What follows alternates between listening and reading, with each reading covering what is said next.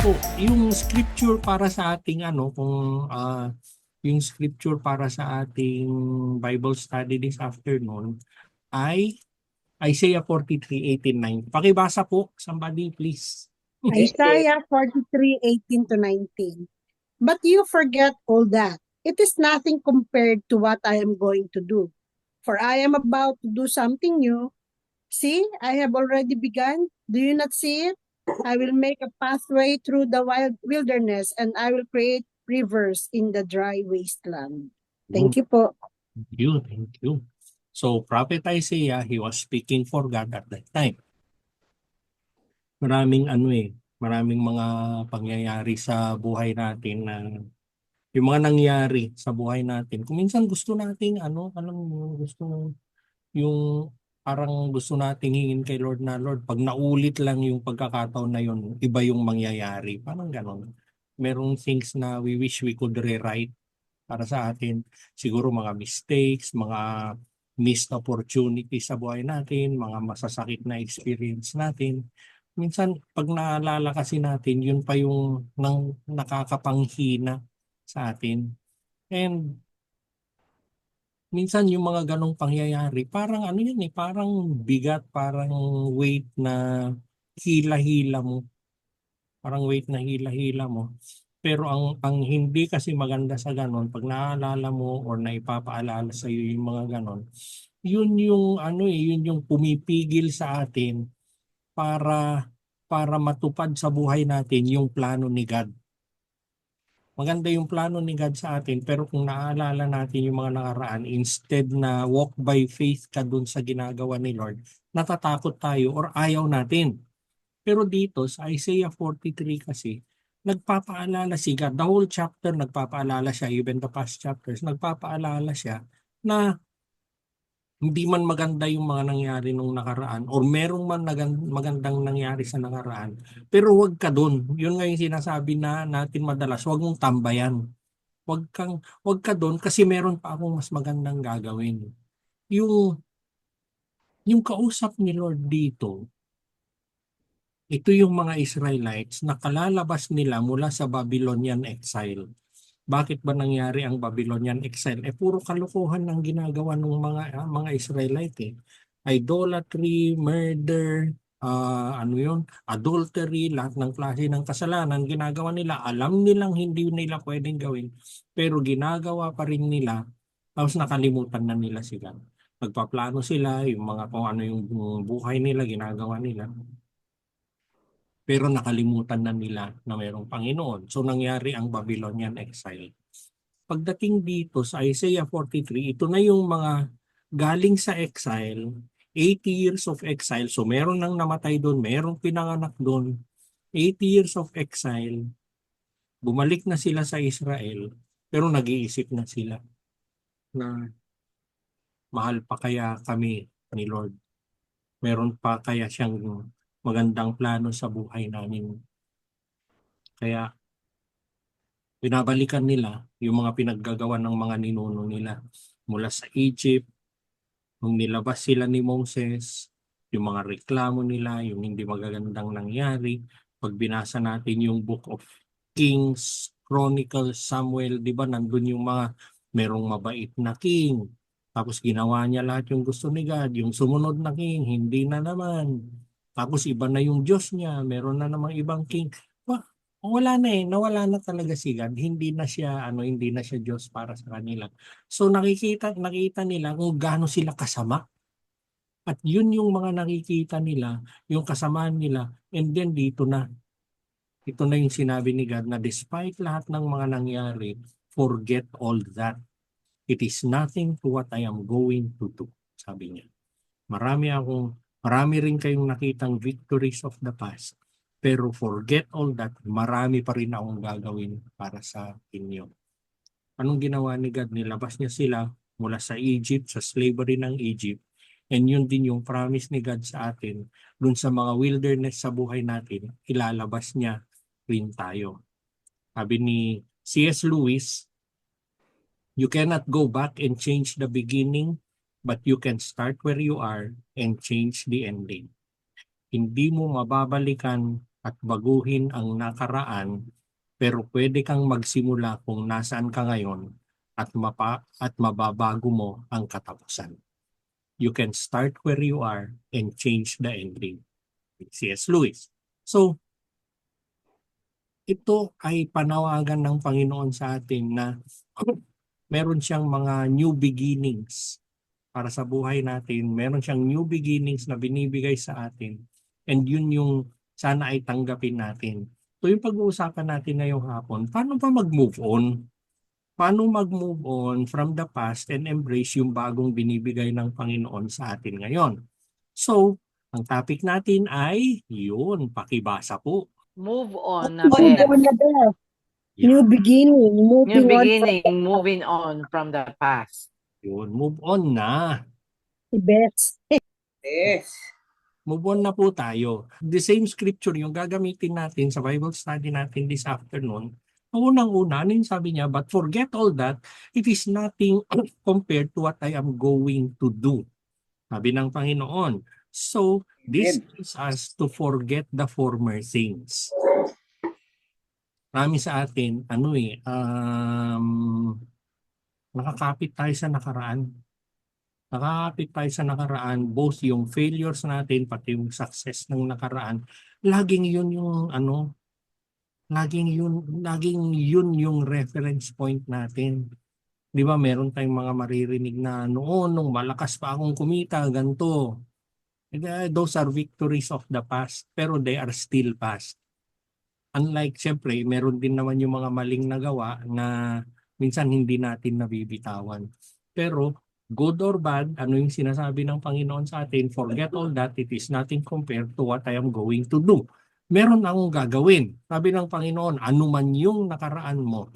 Bakit? Kasi kung nakakapit ka sa nakaraan, if you dwell dun sa mga mistakes mo sa nakaraan, it can lead to shame sa buhay mo ngayon. At kung nakakapit ka naman dun sa victories mo sa nakaraan, possible na maging complacent ka ngayon. Dati malakas akong kumita eh. So, nakakapit ka lang dun sa dati mo, pero hindi naman nakakatulong sa ngayon. Yung ginagawa ni Lord para sa buhay natin, hindi siya confined sa nakaraan. Pero ang Panginoon is still active today. Nakasulat naman yun sa Bible.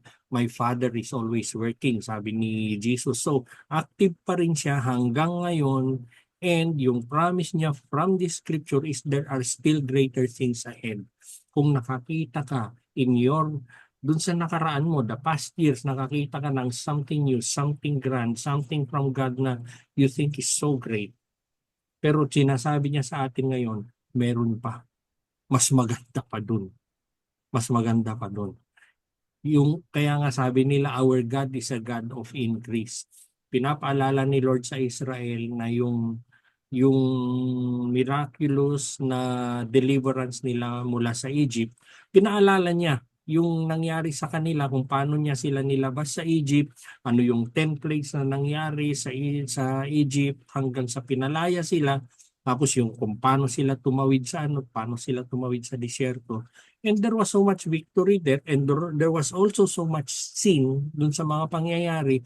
Pero at this point, pagdating ng Isaiah 43, anong sinasabi ni Lord? Kalimutan nyo lahat yon. All the things. Kalimutan nyo lahat yon. And then you hear God, listen to God talking to us. Bawat isa sa atin individually this afternoon. Nakakita ka ng victory in your past. Nakakita ka ng something na pinagsisisihan mo sa nakaraan mo. Pero the Lord is equally telling us today, forget all that.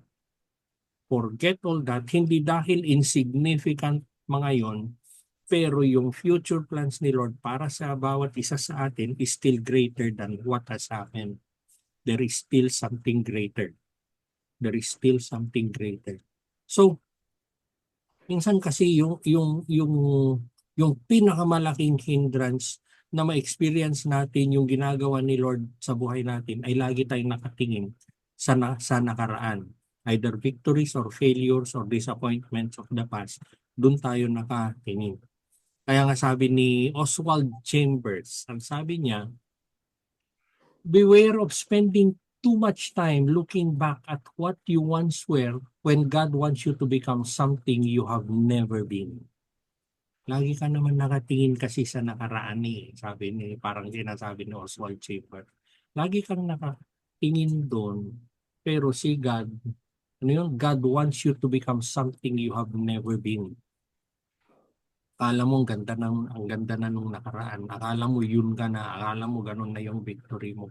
Pero pinatikim ni Lord yun sa'yo para excited ka of what is yet to come from God. So, it would be a good time for us na ma-realize natin this afternoon. Ano ba yung pangyayari sa nakaraan, either failure or success, na let go na natin. We need to let go of all of those kasi meron pang mas magandang plano si Lord para sa atin. They could be failures, they could be success. Ano man yun. Sa verse 19, anong sabi niya? I am about to do something new. See, I have already begun. Do you not see it? Anong sinasabi ni Lord sa atin? See the new thing that God is doing. Yung scripture na nakikita natin sa screen, binibigyan tayo ng choice. Binibigyan tayo ng choice na unang-una sabi niya, I am about to do something new, pero nasimulan ko na, sabi niya doon sa second line. Pero ang choice kasi natin dito, do you not see it? It gives us a choice to see what God is doing, to see the new thing that God is doing, or to see what has happened in the past. Meron na akong ginagawa eh. Pero saan ka ba nakafocus? Saan ba yung excitement mo? Saan ba nakatuon yung buhay mo, yung pananampalataya mo? Dun sa nakaraan o dun sa gagawin ko pa sa buhay mo? Meron nang ginagawa si Lord. Each one of us na nandito ngayon. Each one of us. Dami naming in-invite.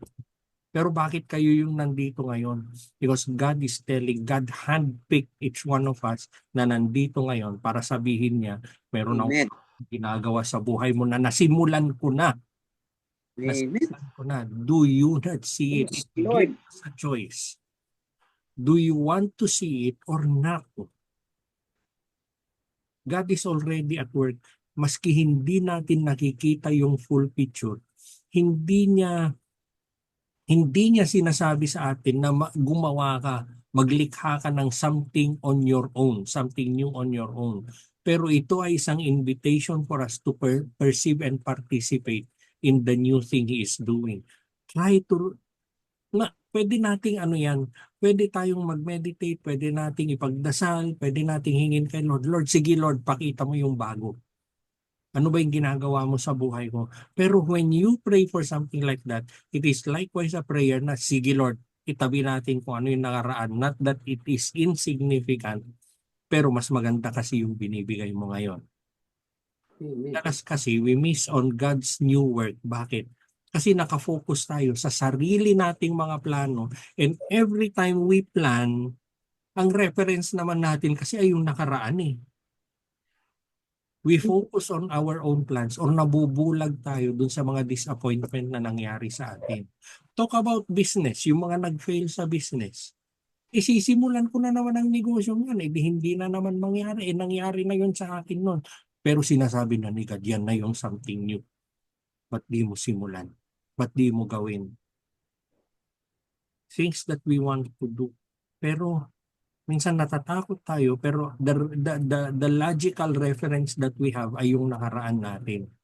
It is either us or people who have failed. Sinubukan na ni yan eh. Mas matalino nga yun sa akin. Kung siya nag-fail, ako pa kaya. Sometimes we think that way. Kailangan natin ng spiritual discernment and faith. Kailangan natin ng spiritual discernment na talagang nagdadasal ka na may relationship ka kay Lord. Dito napakalaga yung relationship mo kay Lord na magtitiwala ka sa mga ginagawa niya. Maski yung nakikita mo sa physical ay kontra dun sa sinasabi ni Lord sa'yo. Will it be by faith or will it be by sight? Will you walk by faith or by sight?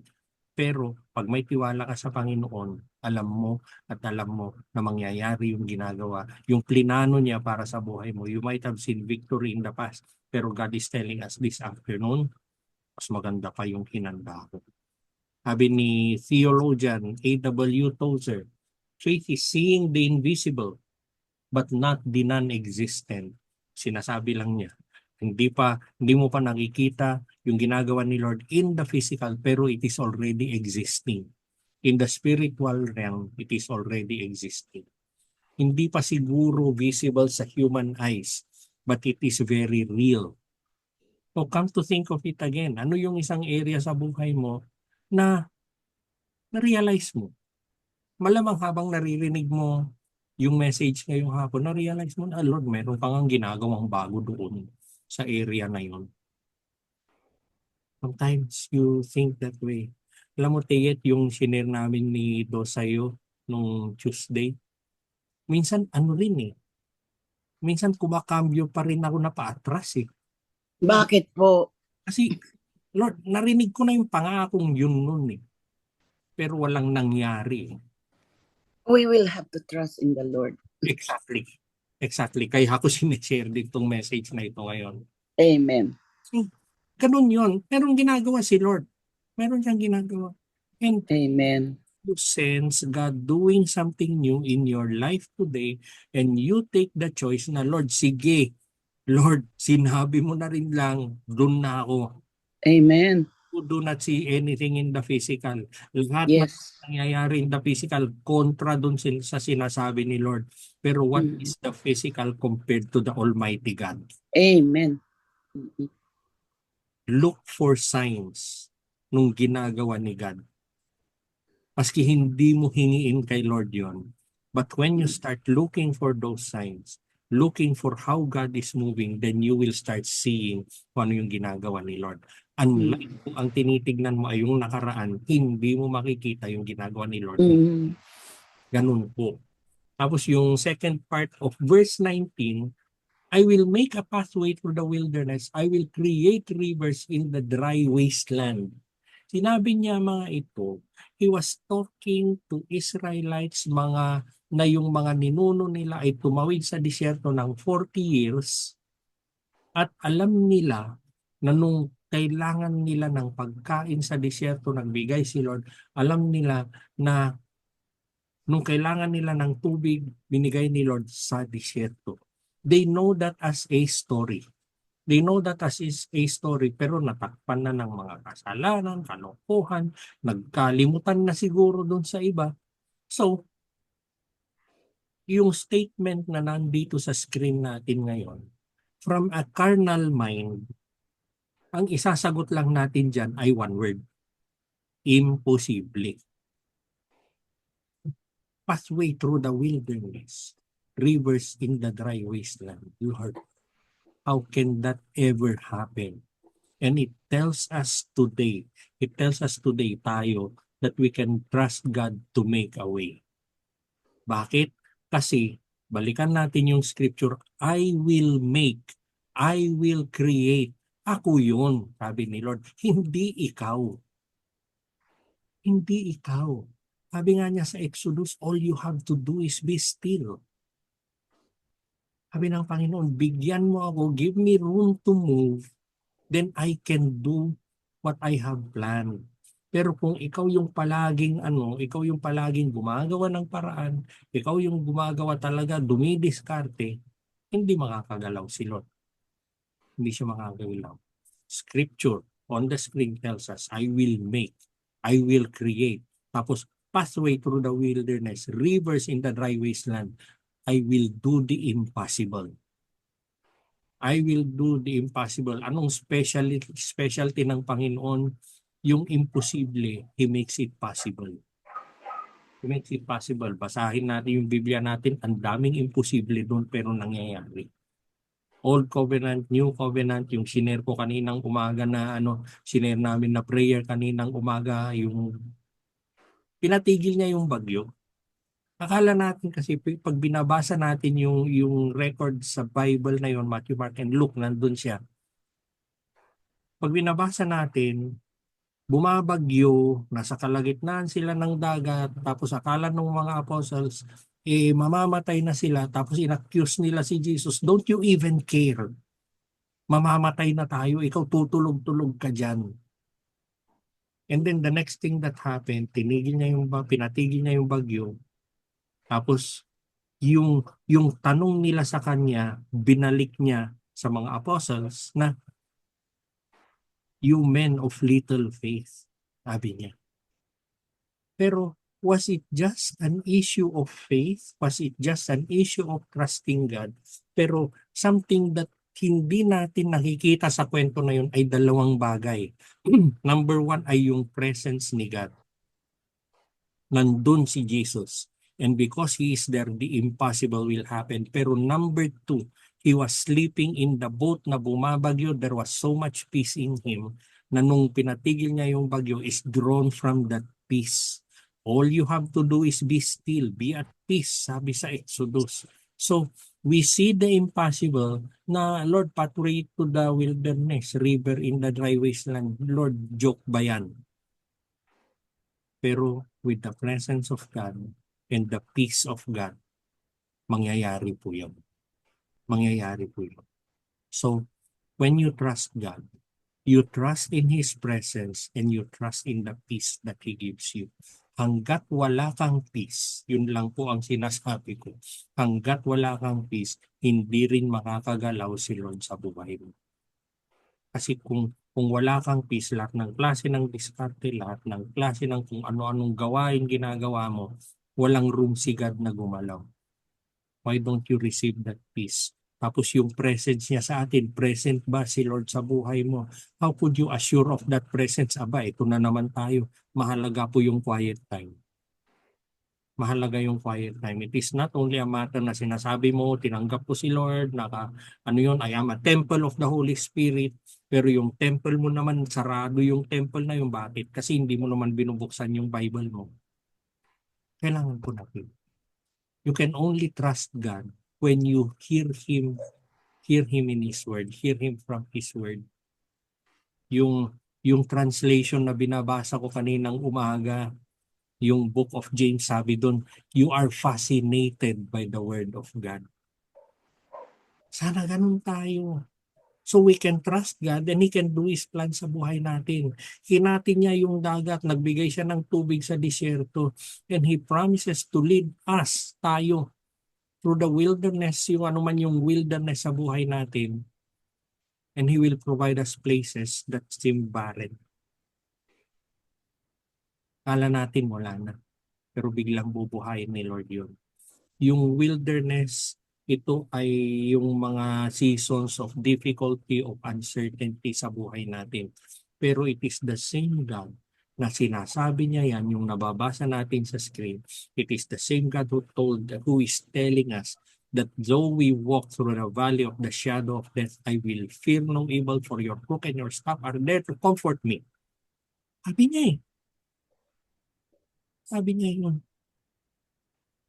So, kanino ka magtitiwala? Yung promise ni God to create rivers and pathways, ito ay reassurance that no matter how hopeless the situation feels, He is able to guide and sustain us. Kaya ni Lord yan. Gagawin niya yan. Pero you have to allow Him room. How do you allow Him room? Magtiwala ka sa Kanya. Trusting God requires na surrender mo yung fear mo sa Kanya.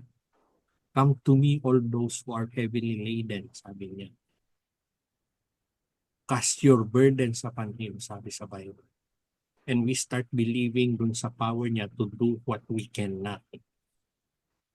Kasi, yung gustong-gusto nating scripture sa Exodus na all you have to do is be still. Sabi ni Moses, kasi yung instructions ni God. Pero yung next na scriptures doon ay you have to start walking and you have to start moving. Pero you are at peace with God. Ano yung next na sinabi niya? The Egyptians you see today, you will never see again. And I want us to hear God this afternoon. Na the Egyptians you see today, you will never see again. Yung persecution na nakikita mo ngayon, yung pahirap na nakikita mo ngayon, yung uncertainty na nakikita mo ngayon, yung nagbibigay ng threat sa buhay mo na nakikita mo ngayon, you will never see again. Inigan. Will you trust God or will you trust yourself? Will you be still? Will you be at peace? Sabi ni Corrie ten Boom, never be afraid to trust an unknown future to unknown God. Talk about somebody who survived the Holocaust. Talk about somebody na wala naman silang ilalaban dun sa mga Nazi noon eh. And then this is what she tells us. This is what she tells us. Kasi ganun na lang yung tiwala niya sa sovereignty ng Panginoon. Ano yung pinag-usapan natin ngayon? New beginnings, moving on from the past. Paano ba? Forget the former things. And then see the new thing God is doing and trust God to make a way. Lahat yan, makikita nyo yung tatlong yan. It is a decision for us to do. Gagawin mo ba o hindi? Ito ba yung sayo o doon ka nakatingin sa kabila? See the new thing God is doing. Will you see what God is doing or will you see what you are doing? Will you look at your past and keep on turning to your past? Trust God to make a way. Decision yan.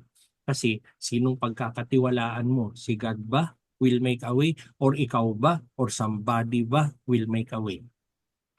Will you forget the former things or will you keep going back to them? Ayun. Amen. Amen. Ayan. Meron po tayong Amen. hindi na magbe-breakout obviously kayo naman lang yung mag-uusap. So, Mm-mm. picturean nyo na lang meron tita do, meron. Napapadala ko. Sige please. Ayan na. Ayan. Sige po and then I will stop share again. Tapos ayan 5 naman kayo i-discuss nyo na. 5:02 nireklamuhan ako kahapon ng 20 minutes 5:25 hanggang 5:25 patayin na lang natin yung oras. So, kayo muna po. Ayan. Tama naman yan. Forget the former things. See the new thing God is doing. And trust God. Trust God to make a way. Ayun. Perfect. Yun. Lahat yun. Impact nun. Amen. Sakto, 25 minutes. Ay, hindi Siyempre, pala. 28 minutes. 28. Sakto. Sakto pa rin. Anyway, yun na rin yung nakikinig naman ako. And yung I have said it so many times dito sa Bible study natin na all the things that happen in our lives, good, not so good, not really good things na nangyayari. Pero pag pinayagan ni Lord na mangyari yan, we can be very sure that those things are meant to bring us dun sa destiny na plinano niya para sa atin. Maybe we will reach the point sa buhay natin na pati yung mga hindi magandang nangyari, magdadasal ka pa na, Lord, buti na lang pinadaan mo ako sa ganon. Yung si Amen. Amen ako dyan. Oo.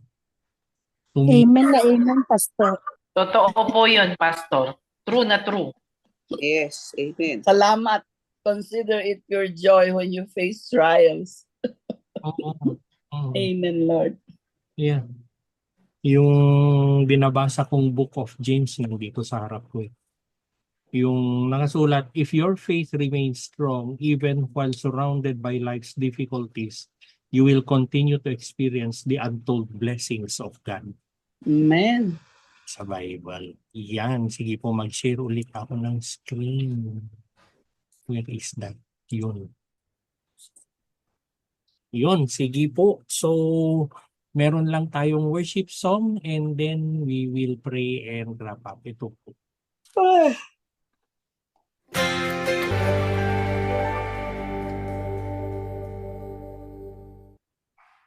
Yun. Okay. Amen. Thank you. Ano ba? Sure. Amen. Thank you. Thank you, Lord. Sige, Lord, we thank you once more for this afternoon. You are doing a new thing in Jesus' name. Amen. Amen. Amen. Amen. Amen. Amen. Ayan na si Brother Sonny. Amen. Nakaabot ng amen. Amen.